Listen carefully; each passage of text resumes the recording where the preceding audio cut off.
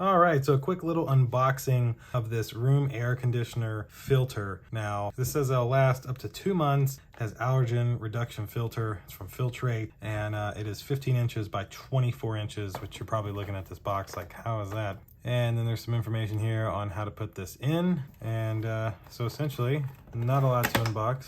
It just opens up, slides out, and then folds out. You won't even be able to see the whole thing.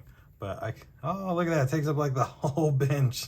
Perfect. But this is definitely 15 inches by 24 inches and perfect for an AC unit. Now don't get this confused with one for like a full house AC unit. This is for an AC unit that goes in your window. You can, cut it to the size you need and have a little filtration on your window AC unit at your house. So that'll essentially do it for this little unboxing to show you this room air conditioner filter. Hope you've liked the video. This video was not sponsored as we bought this product ourselves for our own room. Thanks for watching. See you in the next one.